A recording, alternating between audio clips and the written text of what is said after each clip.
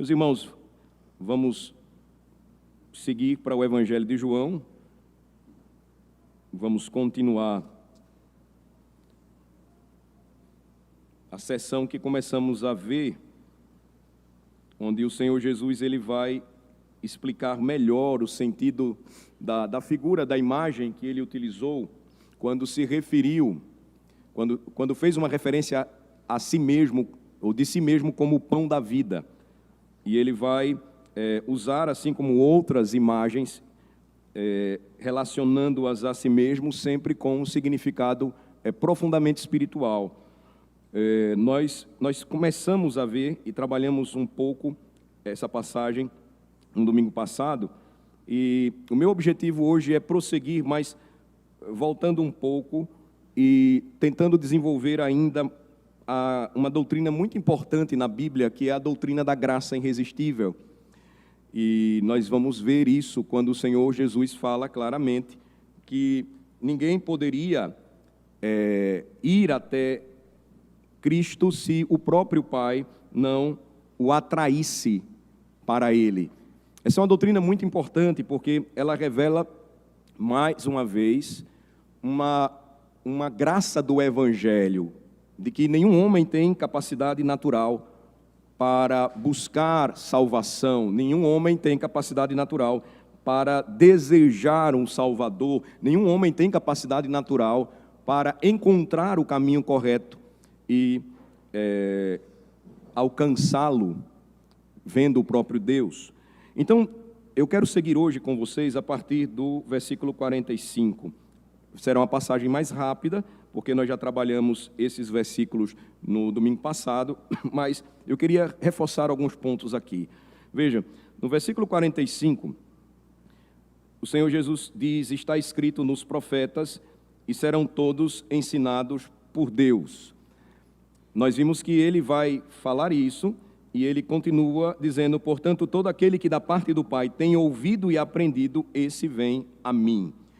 Ele está citando claramente Isaías 54, 13, e ele está mostrando que é por meio do ensino da palavra que o Senhor, então, atrai pecadores para Cristo.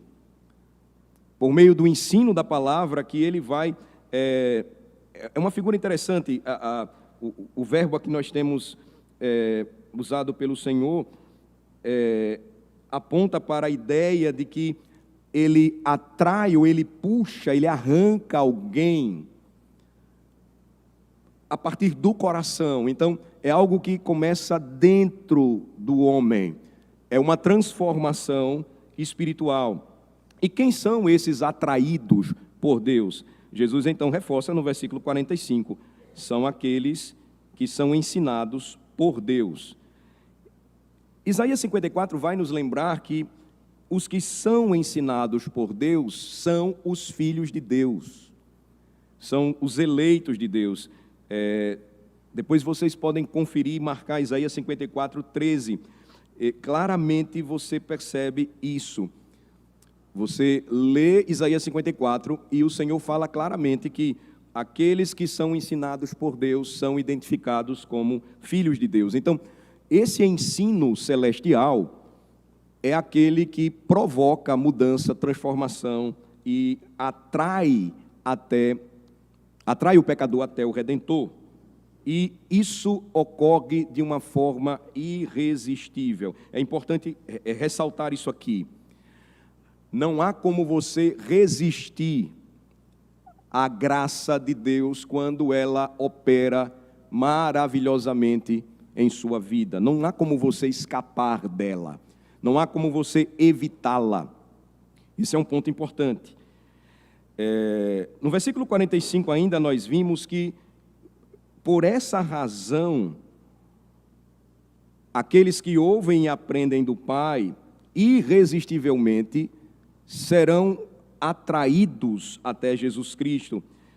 E Paulo vai explicar isso de uma forma interessante quando ele escreve sua primeira carta aos Coríntios, e ele diz que essa era a razão porque tanto judeus como gregos não conseguiam enxergar a verdade em Cristo Jesus.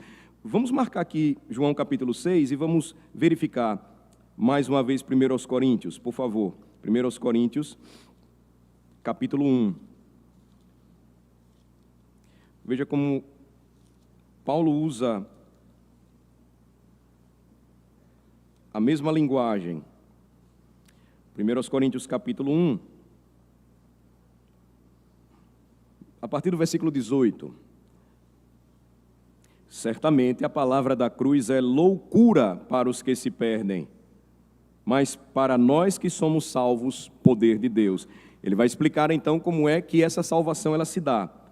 Pois está escrito: destruirei a sabedoria dos sábios e aniquilarei a inteligência dos instruídos. Ele cita o profeta Isaías, do mesmo modo que o Senhor Jesus o citou várias vezes. Onde está o sábio? Versículo 20. Onde o escriba, onde o inquiridor deste século? Porventura não tornou Deus louca a sabedoria do mundo? Ele vai contrastar então conhecimentos. Existe o conhecimento ou a sabedoria do homem, e existe o conhecimento e a sabedoria de Deus. É curioso que quando você toma, por exemplo, a obra magna de João Calvino, a instituição da religião cristã, ou as institutas, ele começa tratando sobre a doutrina do conhecimento de Deus e do conhecimento acerca de si mesmo, ou do homem acerca de si mesmo. Para que o homem se conheça, ele precisa conhecer a Deus. E aí ele vai lidar com isso, mostrando como é que esse conhecimento ele acontece, como é que ele chega até nós. Versículo 21. Visto como na sabedoria de Deus o mundo não o conheceu, por sua própria sabedoria, aprouve a Deus salvar os que creem pela loucura da pregação. Para os que se perdem, a pregação do Evangelho é loucura. Veja que quando o apóstolo Paulo fala sobre a ressurreição, lá na colina de Marte, no Areópago, os gregos não conseguiam compreender a ideia de que a ressurreição poderia ser possível em um estado de plena graça, porque eles acreditavam que o corpo, a carne, era mau, era algo ruim, enquanto o espírito era bom e precisava ser liberto dessa prisão que era o próprio corpo humano. Quando Paulo fala sobre isso, então, se torna loucura para a maioria que diz: olha, depois a gente vai ouvir essa conversa. Mas alguns foram atraídos naquele dia pela pregação, pela loucura da pregação. Dentre eles, um areopagita, um homem do Areópago, diz Atos capítulo 17.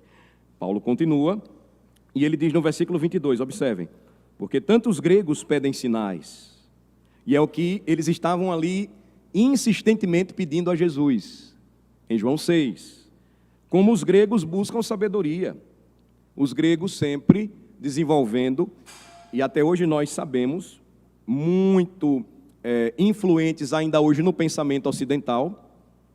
Os grandes filósofos, eles sempre trabalharam a teoria do conhecimento, a busca pelo conhecimento, e a busca pela verdade.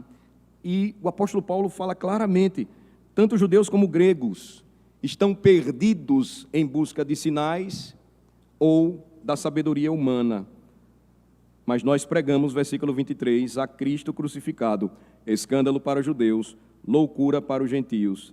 Mas os que foram chamados, ele vai usar o mesmo verbo, atraídos, arrancados, chamados poderosamente, a partir do coração. Mas para os que foram chamados, tanto judeus como gregos, pregamos a Cristo, poder de Deus e sabedoria de Deus, porque a loucura de Deus é mais sábia do que os homens e a fraqueza de Deus é mais forte do que os homens. Aí você caminha um pouco mais no capítulo de número 2 e você vai entender por que isso se dá. Versículo 14. Ora, o homem natural não aceita as coisas do Espírito de Deus, porque lhes são loucura e não pode entendê-las, porque elas se discernem espiritualmente. Não há nada que o homem natural possa fazer para ser salvo. Ele não tem capacidade natural para isso. Ele não vai encontrar em nenhum elemento da criação de Deus algo que possa salvá-lo. Tanto que a revelação geral, pela qual Deus se faz conhecido e revelado aos homens, Romanos capítulo 1, ela é suficiente apenas para condenar a humanidade, porque eles olham para a criação e eles vão atribuir toda a obra da criação à criatura. Eles vão adorar a criatura no lugar do Criador, como escreveu o apóstolo Paulo. Vamos voltar então para João capítulo 6. Jesus vai falar no versículo 46 que o ver a Deus ou ir até Deus não é algo que acontece sem a presença de um mediador. Versículo 46, não que alguém tenha visto o Pai, salvo aquele que vem de Deus, este o tem visto. Isso é muito importante, porque Jesus está falando que ouvir e aprender do Pai só se dá por meio de sua palavra revelada, sua palavra escrita. Ele a revelou para nós com esse objetivo. E na palavra nós vamos encontrar aquele que, estando no seio do Pai, veio revelá-lo ao mundo, Jesus Cristo. No versículo 47, então, ele vai dizer: quem crê em mim tem a vida eterna. Ele, então, não está apresentando apenas um convite aos pecadores, mas ele está fazendo uma declaração aqui doutrinária a respeito dos filhos de Deus. Lembrem-se, no versículo 44, ele fez uma declaração sobre o que era essencial do lado divino. Se um pecador ele viesse até Cristo, ele precisaria ser puxado, arrancado, atraído pela graça irresistível do Pai. E agora, observem, ele vai então mostrar, ele vai trabalhar uma ideia gloriosa. Quando o homem ele é atraído pelo Pai, por meio da palavra revelada, ele passa a crer em Cristo e então obterá a vida eterna. Uma linguagem que nos ajuda a entender bem essa afirmação do Senhor Jesus é aquela que o apóstolo Paulo deixou aos Efésios: ele vos deu vida, estando vós mortos em vossos delitos e pecados. Esse é o sentido. Não há vida espiritual sem que antes o Pai ressuscite espiritualmente o pecador da morte. Então, a doutrina da ressurreição ela está presente antes mesmo de conhecermos como ela é ensinada na Bíblia, porque o que acontece conosco quando o Pai nos atrai ou nos arranca é como se Ele nos puxasse de uma sepultura, de uma região da morte. Mortos não respondem, mortos não interagem. Os vivos sim. Então, a partir daí, a vida espiritual, quando o Pai atrai o pecador e ele vai mostrar o caminho, ele encontra Cristo. E então, ele agora recebe do Pai um grande presente que é a fé, e ele passa a crer em Cristo para a sua salvação. É assim que acontece. No versículo 48, então, Jesus vai mostrar porque ele é o pão da vida. Primeiro ele faz a afirmação, no versículo 48, e depois ele vai estabelecer novamente um contraste. Eu sou o pão da vida. Vossos pais, versículo 49, comeram maná no deserto e morreram. Este é o pão que desce do céu, para que todo o que dele comer não pereça. Os irmãos devem lembrar que aqui você encontra o primeiro momento em que o Senhor vai nos dar esse maravilhoso título e Ele vai atribuí-lo a si mesmo. Eu sou. A partir daí, Ele vai dizer no capítulo 8, eu sou a luz do mundo. No capítulo 10, eu sou a porta. Eu sou o bom pastor também. No capítulo 11, eu sou a ressurreição e a vida. No capítulo 14, eu sou o caminho, a verdade e a vida. E no capítulo 15, eu sou a videira verdadeira. Ele vai usar o mesmo termo que o Pai usou para se revelar a Moisés no deserto, tornando-o o mediador de seu povo. Eu sou o pão da vida nos mostra uma das figuras mais belas na Escritura aplicadas a Jesus Cristo. E ele vai ampliar isso quando você observa os versículos 49 e 50. Ele vai dizer: seus pais comeram o maná no deserto. E onde eles estão hoje? Eles morreram. Mas o pão que desce do céu, e Jesus está se referindo a si mesmo, todo aquele que come deste pão não irá perecer. Este é o pão que desce do céu, ele disse no versículo 50, para que todo o que dele comer não pereça. Ele fala então agora sobre algo maior, mais profundo, ele fala acerca da vida eterna. Essas imagens, elas são importantes para a gente entender que desde o Antigo Testamento o Senhor revelou sua palavra e ele falava sobre algo maior, que estava guardado para o seu povo.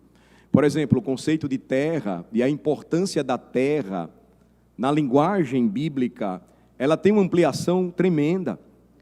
Nós chegamos em Hebreus capítulo 11 e vamos perceber que até mesmo Abraão, quando saiu de sua terra, em obediência a Deus pela fé, para um lugar que ele não conhecia, ele não tinha por expectativa apenas um terreno, um pedaço de terra neste mundo. Mas a própria palavra diz que ele almejava uma terra santa, porque espiritual e celestial. Vocês sabem dessa passagem. É importante a gente perceber como essas linguagens, elas se ampliam e elas são necessárias para o nosso fortalecimento e para a nossa vida de fé. No versículo 51, então, Jesus vai dizer: eu sou o pão vivo que desceu do céu. Se alguém dele comer, viverá eternamente, e o pão que eu darei pela vida do mundo é a minha carne. Ele aqui solenemente, então, estava se referindo ao seu sacrifício. Ele daria sua própria vida. Este era, de fato, o significado da expressão que ele estava usando. Era por meio da sua morte. E isso nos traz à memória todo o processo para que o pão chegue até a nossa mesa. Jesus Cristo também sofreria. Ele seria moído pelo Pai. Ele seria pendurado em uma cruz, a fim de que, por meio da sua morte, ele pudesse então ressuscitar ao terceiro dia como o pão vivo que desceu dos céus. Vida, sofrimento, morte, ressurreição, ascensão. Tudo isso faz parte deste processo glorioso em que o Senhor, ele vem e se entrega, ele vem e dá a sua vida para salvar o seu povo eleito. Então, agora a partir do versículo 52, nós vamos encontrar o seguinte: diante das declarações feitas por Jesus, disputavam, pois, os judeus entre si, dizendo: como pode este dar-nos a comer a sua própria carne?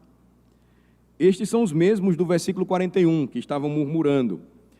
Uma tradução mais precisa seria judeus específicos de Jerusalém e da Judéia, porque Jesus havia alimentado já uma multidão de judeus. E esses que estavam questionando, é provável que não estivessem no momento em que foram, em que a multidão foi alimentada, mas eles já estavam ouvindo eles já estavam escutando sobre as notícias, eles já estavam ouvindo acerca do testemunho daqueles que foram alimentados pelo Senhor. Os judeus, então, aqui, eles começam a disputar, eles contendiam entre si, dizendo: como pode este homem nos dar agora a sua carne para a gente comer? É difícil, ou melhor, impossível dizer qual era o estado de espírito preciso que esta questão indicava por parte daqueles que estavam contendendo ali, daqueles que estavam brigando. não é improvável que expressasse sentimentos diferentes em indivíduos diferentes. Para alguns, provavelmente, foi uma expressão desdenhosa de total incredulidade baseada no suposto absurdo, obviamente, da afirmação feita pelo Senhor. O homem deve estar louco, certamente alguns pensaram. Como é que ele está se excedendo dessa forma? Como é possível ele agora dizer que nós devemos viver sempre comendo a carne de um homem vivo? Isso é loucura. Com outros, provavelmente, o pensamento estava nas palavras e nas obras do nosso Senhor, mas não sendo recebidas ou cridas pela fé, mas sendo vistas por eles como uma loucura. E provavelmente eles poderiam estar se perguntando: essas palavras devem ter um significado diferente de seu significado literal, mas isso não se encaixa. Qual é o sentido disso? O que é que Jesus está querendo dizer com palavras tão fortes a respeito da sua própria vida? Então, esse esforço da parte dos judeus sobre o significado das palavras do nosso Senhor estava ali presente entre eles, e nenhum deles parecia ter declarado seus sentimentos ao nosso Senhor, mas Jesus estava plenamente ciente do que estava ocorrendo ali. Ele conhecia os corações, ele conhece os corações, mas veja que ele não vai prosseguir explicando suas declarações anteriores. E a razão é simples: eles não estavam prontos para receber tal explicação. Teria sido pior do que perdido para eles, em vez de ilustrar sua declaração, observem, Jesus vai reiterá-la. Ele não vai dar mais explicações para aqueles homens. Ele em nenhum grau vai explicar o que parecia estranho, absurdo, incrível ou ininteligível. Irmãos, existem determinados termos dados por Jesus que só serão revelados e compreendidos por aqueles que foram atraídos pelo Pai através do ensino da pregação da palavra. Eu incentivo vocês a lerem a pastoral dessa semana. É importante. Existem explicações que são dadas e que somente os filhos de Deus vão compreender. Um crente não deveria ter nenhuma dificuldade de ouvir a palavra sábado, jamais. Se ele é ensinado e explicado, não. Mas aí, às vezes, o cuidado que se é dispensado em explicar tais palavras, ou de evitar explicá-las, é que gera mais problemas. Eu mostro, por exemplo, na pastoral, que se as nossas Bíblias traduzissem literalmente o que vocês e eu temos como no primeiro dia da semana, não é semana ali a palavra, é sabatu, no primeiro dia de sábado, foi que Jesus ressuscitou. O sábado cristão é o primeiro dia da semana, ponto final. Quando você ouve a palavra sábado, você vai entender que existem vários sábados na Bíblia, semanais, anuais, festivais. Existiu o sétimo no passado, celebrando a criação no espaço de 6 dias por Deus, que descansou no sétimo, e somente um grande e poderoso evento poderia mudar o dia. Hebreus 4 diz claramente, eu explico mais uma vez, leiam, releiam, meditem, isso é importante. Por isso que os nossos catecismos chamam o primeiro dia da semana de o sábado cristão. E os nossos irmãos reformados de língua inglesa não têm nenhum problema em dizer nesse dia, feliz sábado. Porque é no primeiro dia de sábado, o primeiro dia da semana, que o nosso Senhor ressuscitou. Alguns termos ou palavras não serão compreendidos, mas aqueles que o Senhor deixou, claramente não podem ser ofuscados, porque tem sentido. Existe uma aplicação, uma confirmação. Não deixem de ler a pastoral, não leia agora não, preste atenção no sermão, depois vocês leem. Então, Jesus poderia ter dado mais explicações, mas veja, pelo contrário, ele se torna, se possível, mais paradoxal para eles, mais enigmático do que nunca, para que sua afirmação possa estar mais firmemente enraizada em sua memória. E para que eles pudessem perguntar com mais seriedade o que pode, ou qual o significado dessas misteriosas palavras de Jesus. E Jesus então lhes diz que estranho, ininteligível, incrível e absurdo, por mais que suas declarações pudessem parecer, ele não vai dizer nada além do que era indubitavelmente verdadeiro e incalculavelmente importante. Eles precisavam crer. Mas aí entra mais uma vez o grande dilema. Quem tem capacidade para isso? Quem pode crer, senão aqueles que irresistivelmente são atraídos pelo Pai? Eu lembro de ter falado no sermão anterior que muitos desses judeus aqui, que ainda estavam debatendo, contendendo, seriam alcançados no dia de Pentecostes mais uma vez, quando ouvissem mais uma vez a pregação, agora não da parte do próprio Cristo, mas através de um dos seus servos, o apóstolo Pedro, anunciando novamente a Cristo. E aí a resposta deles seria uma resposta de fé. Não seria, isso é loucura. Que história é essa? Nós não estamos entendendo isso. A resposta de fé seria, o que agora nós vamos fazer, irmãos? Nós entendemos, nós compreendemos como é que a gente vai escapar agora do juízo de Deus. E aí a resposta é dada pelo apóstolo Pedro: arrependam-se, cada um de vocês, e sejam batizados em o nome do Senhor Jesus Cristo para a remissão dos vossos pecados. No versículo 53, observem, Jesus então, ele vai, como eu disse, intensificar a sua afirmação, não dando explicações aos judeus. Respondeu-lhes Jesus: em verdade vos digo, se não comerdes a carne do Filho do Homem e não beberdes o seu sangue, não tendes vida em vós mesmos. Ele agrava a situação, na verdade. Se eles estavam com dificuldade e se questionando como era possível Jesus dar a sua carne para que eles comessem, agora Jesus vai dizer solenemente esta afirmação: em verdade vos digo, é uma declaração solene. Se não comerdes a carne do Filho do Homem e não beberdes o seu sangue, não tendes vida em vós mesmos.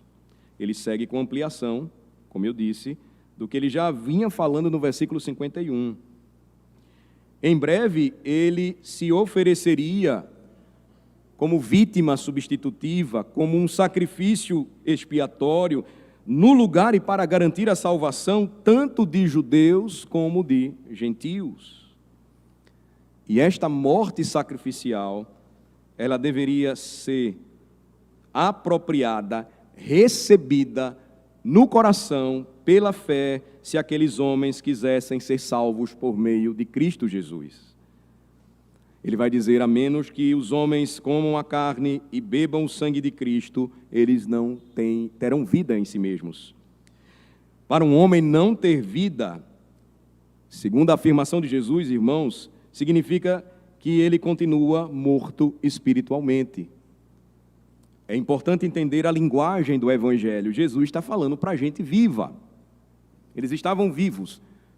Eles estavam sendo desafiados quanto ao seu intelecto. Jesus estava perscrutando os seus corações, mas espiritualmente eles permaneciam mortos, ao menos que o Senhor os atraísse para Cristo. Naquele estado de condenação, de miséria, de desespero provocado pelo pecado, eles continuavam mortos e, portanto, não conseguiam entender aquilo que somente o Espírito faz com que espiritualmente o homem entenda. Isso é importante. Observe que é como o Filho do Homem que Jesus agora fala acerca de si mesmo no versículo 53. Se não comerdes a carne do Filho do Homem e não beberdes o seu sangue. Como Jesus poderia ter sofrido a morte por seus eleitos se ele não tivesse encarnado? Por que razão Jesus Cristo encarnou? Ele encarnou para morrer. E veja como isso une dois mistérios revelados na Bíblia: Belém e Calvário. Observem, a encarnação e a cruz. E veja, um estava em ordem com o outro, harmoniosamente em ordem. Jesus veio do céu à terra para morrer. Hebreus capítulo 9, por favor.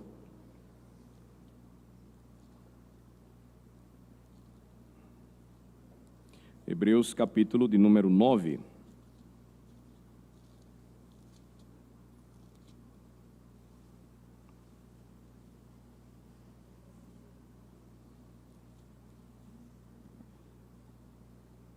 A partir do versículo 23, aqui o apóstolo fala que Cristo ministra sobre coisas superiores, versículo 23. No versículo 24, ele ministra num santuário superior. No versículo 25 e 26, ele faz isso apresentando-se como um único e perfeito sacrifício. Era necessário, versículo 23, portanto, que as figuras das coisas que se acham no céu se purificassem com tais sacrifícios, mas as próprias coisas celestiais com sacrifícios a ele superiores. Porque Cristo não entrou em santuário feito por mãos, figura do verdadeiro, porém no mesmo céu para comparecer agora por nós diante de Deus. Nem ainda para se oferecer a si mesmo muitas vezes, como sumo sacerdote cada ano entra no Santo dos Santos com sangue alheio. Ora, neste caso seria necessário que ele tivesse sofrido muitas vezes desde a fundação do mundo. Agora, porém, ao se cumprirem os tempos, se manifestou uma vez por todas para aniquilar pelo sacrifício de si mesmo o pecado. Veja como, de forma interessante, o autor aos Hebreus diz a respeito, ele fala a respeito da obra de Cristo, de seu sacrifício. Encerra o capítulo 9 da seguinte maneira: e assim como aos homens está ordenado morrerem uma só vez, vindo depois disto o juízo, assim também Cristo, tendo se oferecido uma vez para sempre para tirar os pecados de muitos, aparecerá segunda vez sem pecado aos que o aguardam para a salvação. Como eu falei no sermão anterior, Jesus não está tratando ali sobre a ceia, ele iria instituí-la somente mais à frente. Ele está falando a respeito da graça irresistível do Pai, a única que pode atrair o pecador até Cristo e que fará com que agora, vivo para Deus, ele possa entregar-se, confiar sem limites pela fé em Cristo como seu Salvador. Obviamente, o que Jesus está ensinando aqui, ele depois iria simbolicamente aplicar quando instituísse o sacramento da ceia do Senhor. Mas é importante notar que ali Jesus não estava de maneira nenhuma ensinando o dogma da transubstanciação, em que, mediante as palavras do sacerdote, ao consagrar os elementos da ceia, o pão se transforma na carne de Cristo e o vinho se transforma no sangue de Cristo. O Senhor Jesus não está falando nada sobre isso, ele não está se referindo a nada acerca daquilo que é um equívoco sobre a doutrina do sacramento da ceia do Senhor ou da Eucaristia. Veja, Jesus está fazendo referência ao seu próprio sacrifício. Veja que no capítulo 2 de Hebreus, ele ainda, logo no início da carta, ele fala algo também interessante. A partir do versículo 5, Hebreus 2, a partir do versículo 5, por favor.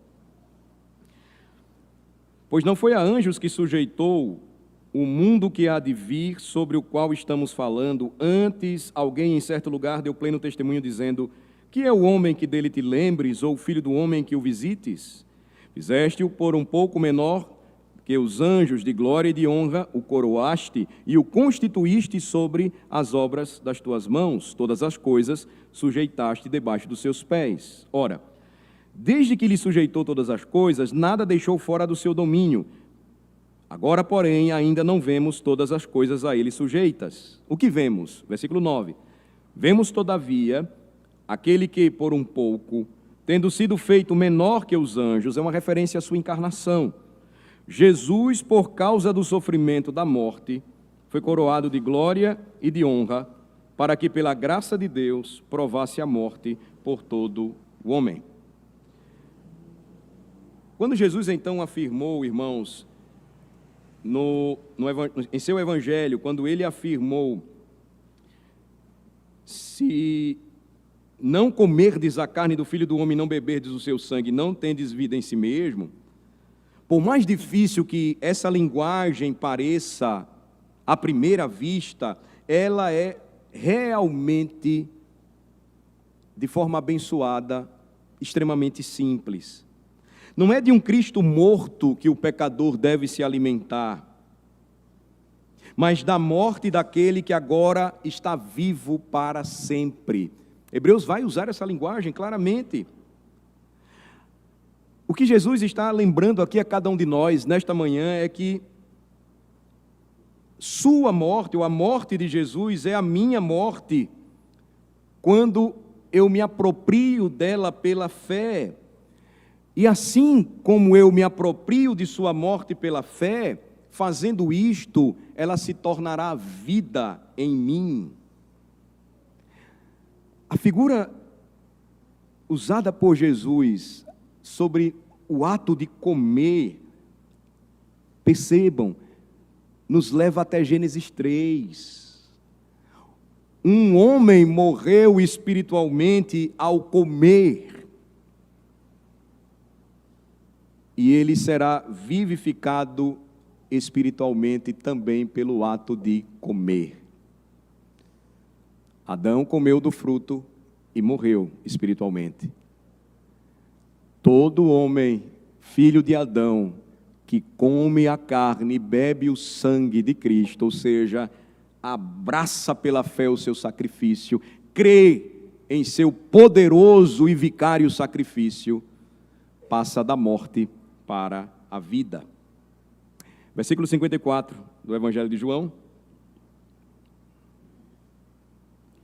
quem comer a minha carne e beber o meu sangue tem a vida eterna, e eu o ressuscitarei no último dia. Notem a mudança no tempo verbal aqui. No versículo anterior, você tem: se não comerdes. Aqui, agora, você encontra quem comer. No primeiro caso, você vai encontrar o tempo verbal na língua grega implicando um ato único, realizado de uma vez por todas. Por isso que o sacrifício ensinado quando uma missa romana é realizada, que ocorre várias vezes quando a ceia é celebrada, é blasfemo. Porque nós não sacrificamos a Cristo novamente ao celebrarmos a ceia, porque a Bíblia nos ensina que ele morreu de uma vez por todas. Veja que agora no versículo de número 54, o verbo está em um outro tempo, que não vai nos dar a ideia de uma implicação de um ato único, realizado de uma vez por todas, mas algo que é contínuo e característico. O versículo 53 define a diferença entre quem está perdido e quem está salvo. Para ser salvo, o que é que eu devo fazer? Eu devo comer a carne e beber o sangue do Filho do Homem. Isto é, eu devo me apropriar dele, repito. Ele precisa se tornar o meu Salvador. E eu devo me apropriar dessa gloriosa verdade por um ato de fé. E este ato de receber a Cristo é feito de uma vez por todas. Eu não posso recebê-lo uma segunda vez. E a razão por que isso não pode acontecer não reside em mim, mas é porque Ele não me abandona. Uma vez que eu me aproprio de Cristo, uma vez que eu creio nele como meu Senhor e Salvador, uma vez que eu abraço a salvação que Ele me oferece pela fé, jamais o receberei segunda vez, porque Ele não vai me abandonar, Ele não vai me deixar.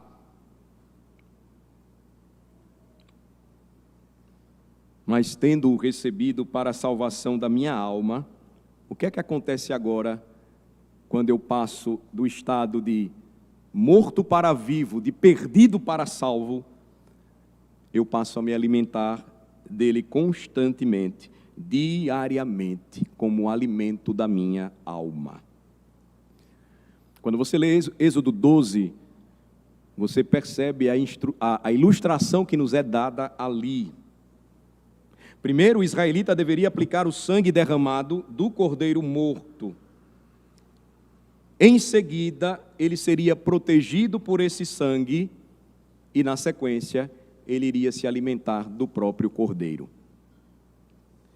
Jesus então diz: quem comer a minha carne e beber o meu sangue tem a vida eterna, e eu o ressuscitarei no último dia. Se você comparar o versículo 54 com o versículo 47, você vai perceber mais uma vez que comer aqui equivale a crer. É necessário entender a linguagem que Jesus está usando aqui. Observe também que o tempo dos verbos é o mesmo. No versículo 47, em verdade vos digo, quem crê em mim tem a vida eterna. Quem comer a minha carne e beber o meu sangue tem a vida eterna. Nós vamos percebendo como cada uma dessas afirmações feitas por Jesus são evidências da vida eterna, já em posse daquele que está assim engajado nela. Quem crê em mim tem a vida eterna, quem come a minha carne e bebe o meu sangue tem a vida eterna. Como eu disse, a passagem que é preferida pelos romanistas, que entendem como uma referência à ceia do Senhor, não se aplica de imediato. Primeiro porque, como eu disse, a ceia ainda não havia sido instituída quando Cristo falou estas palavras. Segundo, porque Cristo aqui estava se dirigindo aos incrédulos e a ceia do Senhor é para os santos. A ceia do Senhor não é para aqueles que não têm comunhão com Ele. Terceiro, comer e beber aqui mencionados são para salvação, mas comer e beber à mesa do Senhor é para aqueles que foram salvos. Para aqueles que foram salvos. Versículo 55. Pois a minha carne é verdadeira comida, e o meu sangue é verdadeira bebida. Aqui você tem, mais uma vez, uma óbvia conexão com o versículo anterior. É introduzido, sem dúvida, aqui para evitar que uma falsa dedução fosse tirada das palavras anteriores. Cristo deu ênfase ao comer, notem. Ao menos que um homem comesse sua carne, ele não teria vida nele. Mas agora nosso Senhor revela a verdade de que não há nada de meritório no ato de comer. Isto é, não há poder místico na própria fé. O poder nutritivo está na comida ingerida. O pão, que agora Jesus diz, é a minha própria carne, é o meu próprio sangue. A força da fé reside no objeto da fé, Jesus Cristo. Ele é a razão da nossa fé. Pois a minha carne é verdadeira comida e o meu sangue é verdadeira bebida. É uma ênfase que Jesus está dando aqui ao que deve ser comido. Isso é verdade no reino natural. Não é o mero comer de qualquer coisa que nos nutrirá. Se um homem comer uma substância venenosa, ele vai morrer. Se ele comer aquilo que não é nutritivo, ele vai morrer de fome. Mas acontece do mesmo modo na vida espiritual. Existem muitos crentes fortes no inferno e no caminho para o inferno.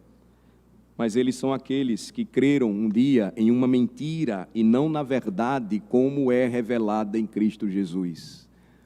Vocês lembram quando Tiago, irmão do Senhor, está falando à igreja perseguida, ele diz: vocês creem que existe um só Deus? Vocês fazem bem. Os diabos creem e ainda tremem. Então, Jesus está lembrando que somente Ele salva, só Cristo pode salvar.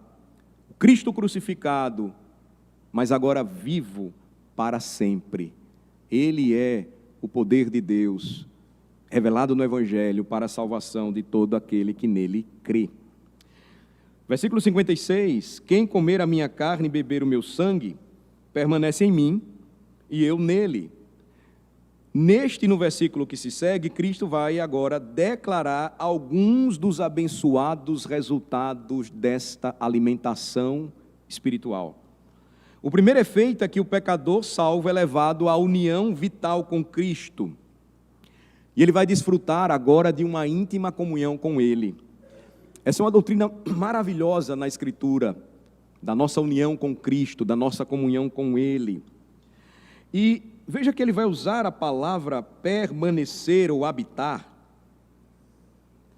E ela sempre está ligada à atitude de comum união com alguém, de comunhão com alguém. Mas observe também que somente aquele que come e bebe constantemente de Cristo é que permanece em comunhão ininterrupta com Ele. Quem comer a minha carne e beber o meu sangue, permanece em mim e eu nele. O que é que esta linguagem, ela implica para nós?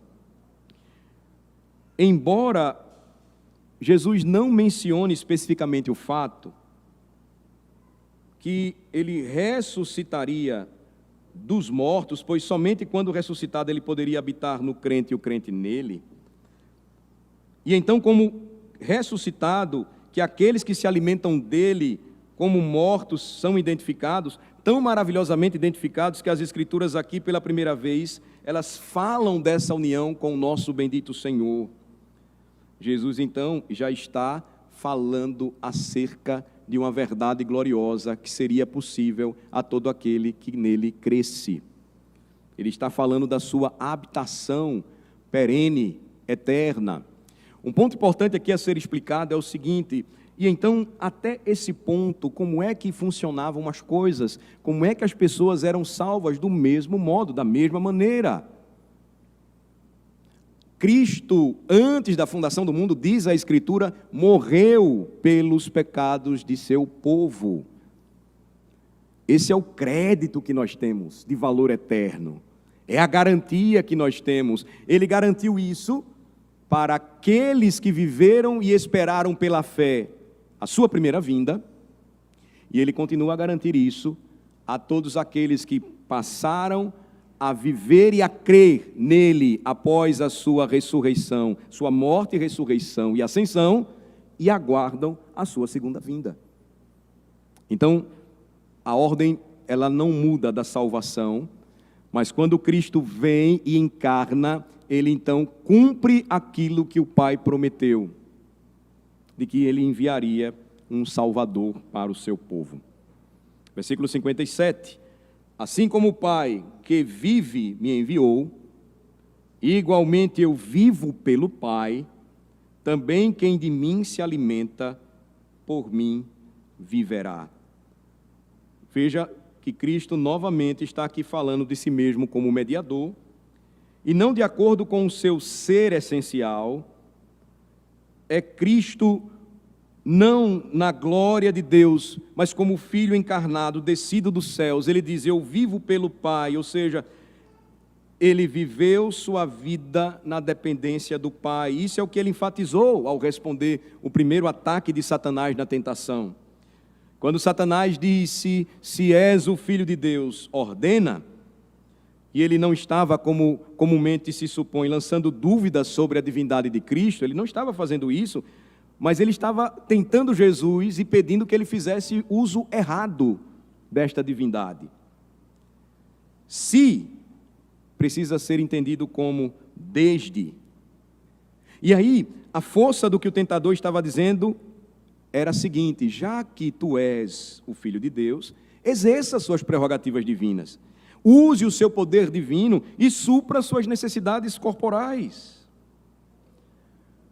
Mas isso ignoraria o fato de que o Filho havia assumido a forma de servo e vindo ao mundo voluntariamente.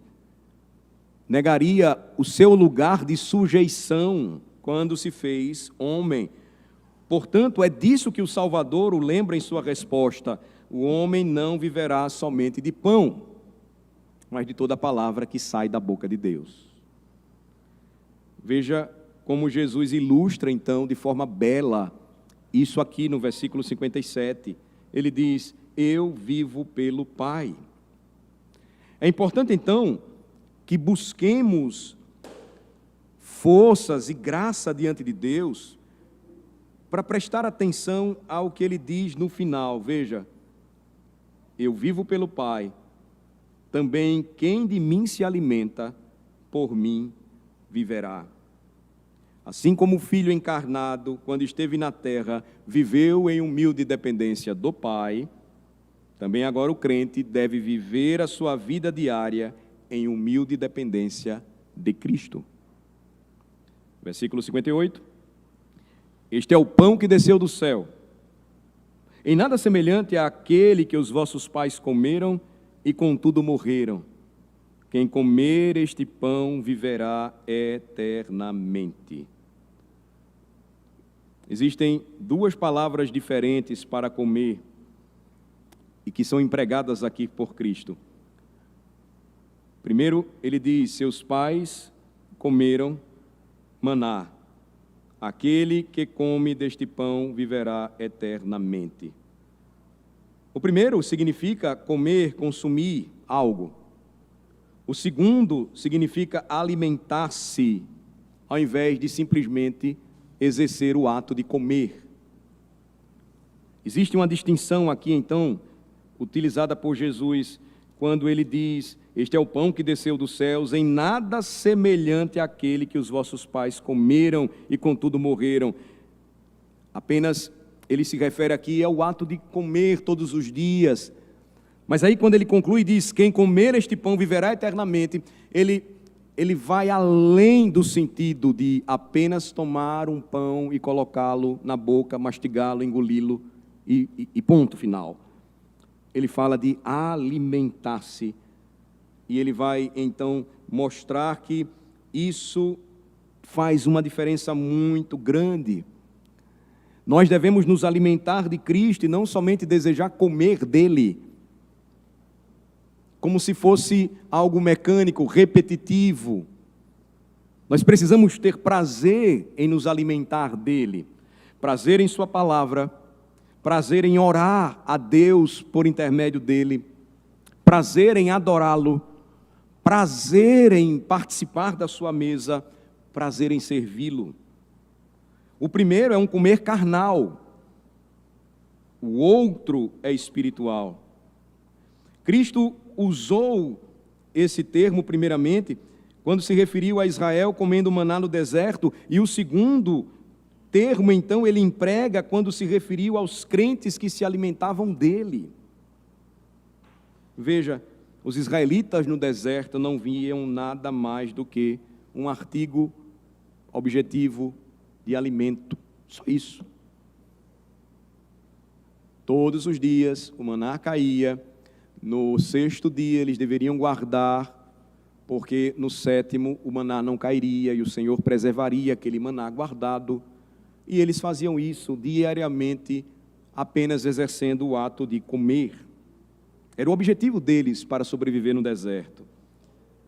E eles agiram como muitos hoje, que não veem nada mais no cristianismo do que o lado objetivo e não sabem nada do espiritual e experimental da vida cristã.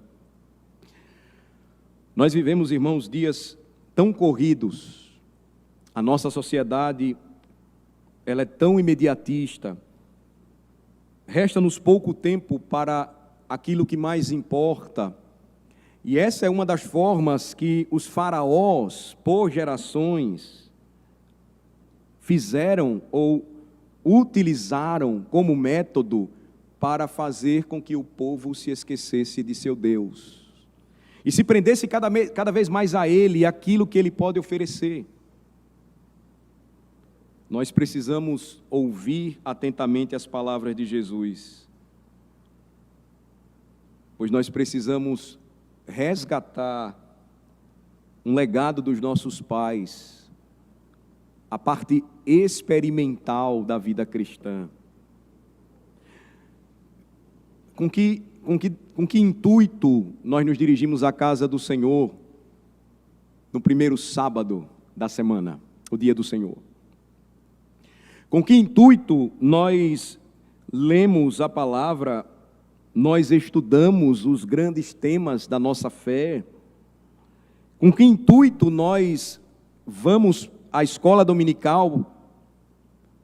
Se for simplesmente aprender por aprender, ensinar por ensinar, conhecer por conhecer, e não fazer de tudo isso alimento para a nossa alma em Cristo, de nada adianta. Quantos há que estão ocupados com os aspectos externos da religião? Quantos há que estão ocupados com suas performances externas da religião? Quão poucos realmente têm se alimentado de Jesus Cristo? Muitos admiram a Cristo de forma objetiva, mas não o recebem em seus corações. É muito importante notar as palavras de Jesus no final dessa sessão: quem comer este pão viverá eternamente. Versículo 59, então, encerra a sessão e nós paramos por aqui. Estas coisas disse Jesus quando ensinava na sinagoga de Cafarnaum. O efeito que este discurso de Cristo teve sobre aqueles que o ouviram ainda será maior. Nós vamos deixar isso para o domingo que vem. As palavras de Cristo, elas são verdade e vida. Mas lembrem-se, para os que se perdem, ela sempre será loucura. Mas para os que são salvos, poder de Deus e sabedoria de Deus. Oremos. Senhor, nós te bendizemos o nome por tua palavra. Nós te exaltamos nesta manhã, o privilégio de ouvi-la, recebê-la. A maneira como o Senhor Jesus Cristo se revela a nós de forma tão preciosa, uma linguagem tão simples para que seus filhos entendam. Ele é o alimento espiritual da nossa alma. No dia em que cremos nele, nós nos alimentamos pela primeira vez do pão da vida. E assim passamos a ter ao nosso dispor esse alimento, este pão diário para a nossa alma todos os dias. Perdoa-nos, Senhor, quando nos aproximamos de Cristo, muitas vezes apenas com o interesse intelectual, com interesse no debate, na discussão, e não nos apropriamos verdadeiramente do pão do céu. Não nos alimentamos verdadeiramente de Cristo. Perdoa-nos, Senhor, e ajuda-nos a experimentar de fato em nossa vida a beleza e a glória do nosso Redentor, que humildemente veio ao mundo para matar a nossa fome espiritual, matar a nossa sede espiritual, dando a sua própria vida por nós. Que nesta manhã todos possam se alimentar de Cristo, é a nossa oração. Que não haja rejeição em nosso meio a Cristo Jesus, pois Ele fala de salvação.